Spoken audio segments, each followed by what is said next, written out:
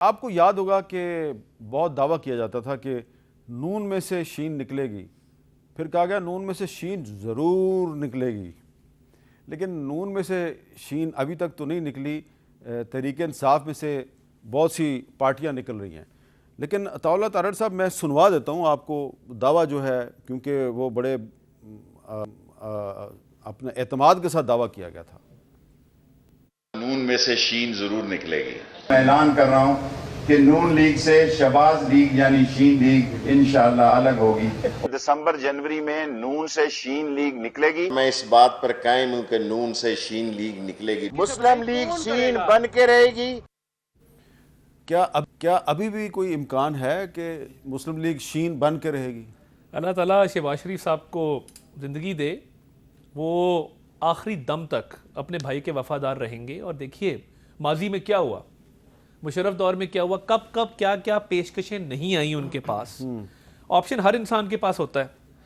اب شیخ صاحب پہ میں زیادہ کامنٹ نہیں کروں گا۔ دیکھیں، جلا وطنیاں کاٹنا، اٹک قلعہ کاٹنا، جیل میں چلے جانا اور بھائی کے ساتھ کھڑے ہو جانا، تو نون میں سے شین تو کبھی بھی نہیں نکل سکتی۔ یہ تو ایک امپاسبل سی بات ہے نا۔ لوگوں کے اپنے اپنے ہوتے ہیں، کوئی جب اٹامک ٹیسٹ ہو تو ملک چھوڑ کے چلا جاتا ہے اور پھر کہتا ہے کہ جی ایٹمی دھماکے ہوئے ہیں، پتہ نہیں کیا ہوگا پاکستان میں واپس اس کے بعد آؤں گا۔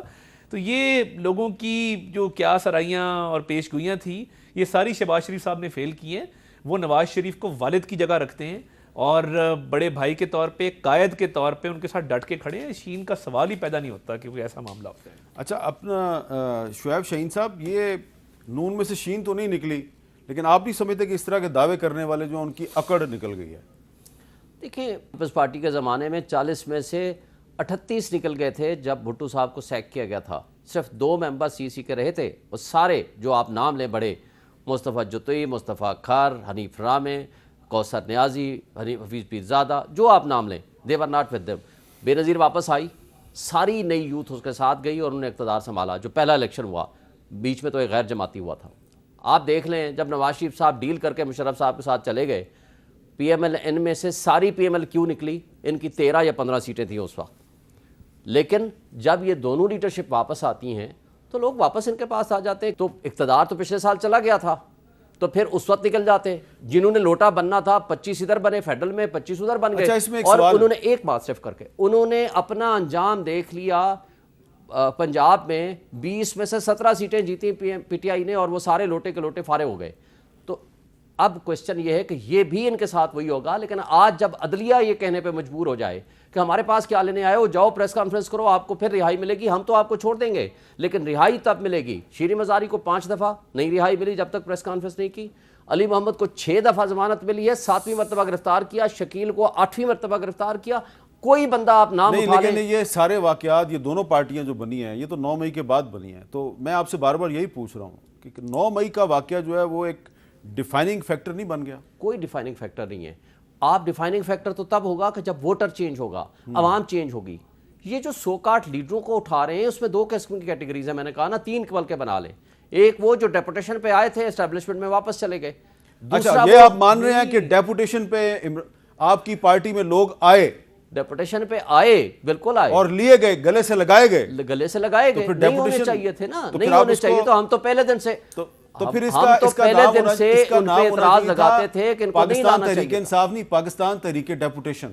پاکستان تحریک انصاف ایک بندے کے نام سے پہچانی اور جانی جاتی ہے، وہ ہے عمران خان۔ اسد عمر کہتا ہے میرے 2 ووٹ بھی نہیں ہے اسلام آباد میں، 2 دفعہ ایم این اے بنا۔ بالکل صحیح کہتے تو ہیں۔ بات یہ ہے کہ ایسے لوگوں کو نہیں لینا چاہیے، نہیں لینا چاہیے تھا۔ لیکن بات صرف اتنی ہے کہ خان صاحب کی 22 سال کی جدوجہد کے نتیجے میں ان کو اقتدار ملا۔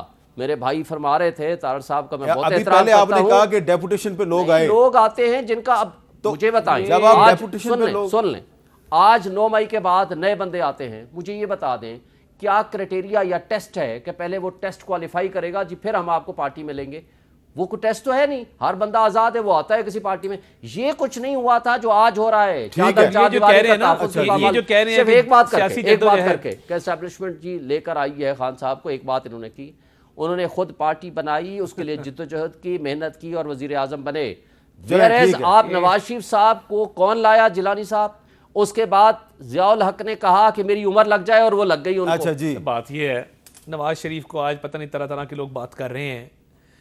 عمران خان کو اقتدار تک پہنچانے کون سی جدوجہد, سیاسی جدوجہد. جنوبی پنجاب محاذ بنا, لوگوں کی آرم ٹوئسٹنگ کی گئی, پروجیکٹ عمران خان کو کامیاب کرنے کے لیے پناما کرایا گیا, سپروائزری جج بٹھائے گئے, نیب کا روزانہ کی بنیادوں پہ ٹرائل کیا گیا. ایک بندہ جو سعودی ولی عہد کی خانہ کعبہ کی ماڈل والی گھڑی بلیک مارکیٹ میں بیچ کے اس کو ڈکلیئر بھی نہ کرے, اس کے پیسے بھی کھا جائے, کیس کا سامنا بھی نہ کرے.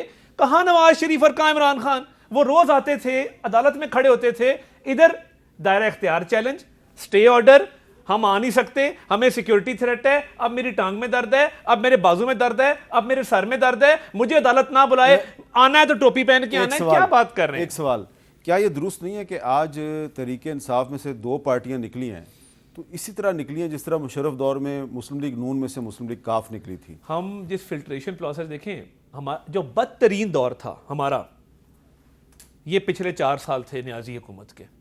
اس طرح کا بدترین دور نہیں دیکھا کہ جیلوں کے اندر ان ادوار میں تھوڑی بہت انسانیت ہوتی تھی. لوگ تھے جو یہ نہیں کہتے تھے شہزاد اکبر کی طرح اس کو زمین پہ سلاؤ, اس کا کھانا بند کر دو, اس کا پنکھا بند کر دو, اس کا اے سی اتار دو.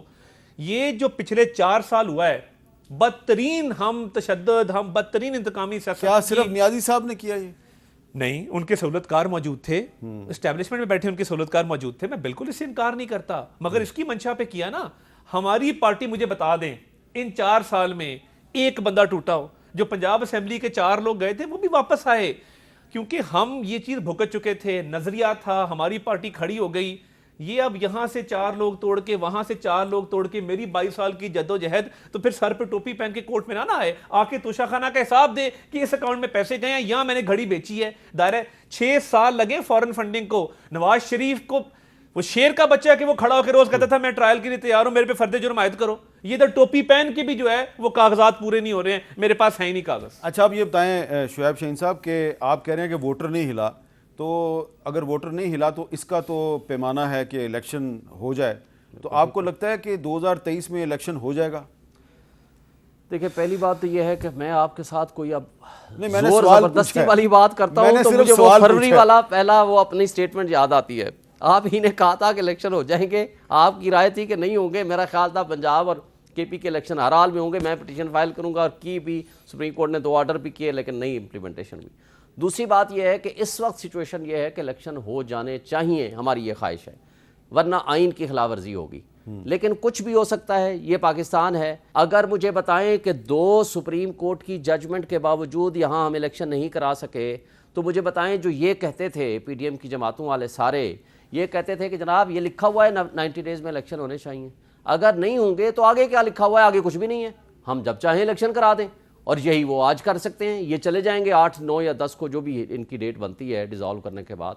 مجھے بتائیں جو نہ ان کی ڈیٹ 8 بنتی ہے, نہ 9 بنتی ہے, نہ 10 بنتی ہے, ان کی ڈیٹ بنتی ہے 12 اگست رات 12 بجے کے بعد. مجھے بتائیں نا ڈیزالو اگر پہلے کر لیتے ہیں, جو کہ ہم سن رہے ہیں 8 کو یا 9 کو یا 10 کو, جو مریم اورنگزیب صاحب نے تردید کر دیا, چلے جو بھی ہے 12 سے پہلے چلے جانا ہے نا. جو کیئر ٹیکر سیٹ اپ آئے گا, مجھے صرف یہ بتا دیں, وہ آ کر کے ان کی ہی یہ سٹیٹمنٹ اٹھاتا ہے کہ جناب حالات اچھے نہیں ہیں, یہاں فلڈ آ گیا ہے, یہاں فنڈز نہیں ہیں, یہاں جناب نفری موجود ہے, اور یہ آپ کے خود کہتے تھے کہ 90 دن میں الیکشن نہ ہوں تو کسی بھی وقت ہو سکتے ہیں, تو لہٰذا ہم نہیں کراتے. آگے بیٹھ جائیں گے تو پھر آگے کیا ہوگا؟ ایک بات صرف اور ترمیم 2 تہائی کے بغیر کرا لیتے ہوتے ہیں. ایک بات جو انہوں نے باتیں کی نا, میں صرف ایک بات کا جواب دے دوں. دیکھیں, توشہ خانہ تو رول کے مطابق کسی نے گھڑیاں لیں, اپنے پاس رکھیں, بیچیں, کچھ کیا, وہ اس کی پراپرٹی بن گئی. لیکن جو رول کے مطابق, لیکن جعلی رسید نہیں دینی چاہیے, نہیں دینی چاہیے, نہ انہوں نے دی. یہ آپ کو وقت بتائے گا. مجھے ایک بات بتا دیں, جو رول کے خلاف گاڑیاں نہیں لے سکتے, جو کہ جرم ہے, آصف زرداری, کیا نام ہے, نواز شریف اور یوسف رضا گیلانی اور مریم نواز نے لی ہیں, کیا وہ مجرم جو ہیں جنہوں نے قانون اور قاعدے کے برعکس چیزیں لے لی ہیں, آپ کی حکومت رہی, وہ ہے یا یہ ہے؟ 3.5 سال آپ کی حکومت رہی, کیوں نہیں آپ نے ان کو ریفرنس فائل کیا, واپس ہو گیا نیب لا کے مطابق. ادھر چیزیں آپ کا خیال, آپ کا کیا خیال ہے؟ ریفرنس فائل ہوا, ریفرنس ختم ہو گیا نیب لا کی امینڈمنٹ کے بعد. 3 جرم دیٹ از ناٹ مینٹینیبل. وہ نیب میں امینڈمنٹ آ گئی ہے. اور کوشچن صرف یہاں یہ نہیں ہے, یہاں یہ ہے کہ مجرم کو کسی نے پوچھنا نہیں ہے, اور اس بندے کو پوچھنا ہے جس نے قانون اور قاعدے کے مطابق پروسیڈ کیا.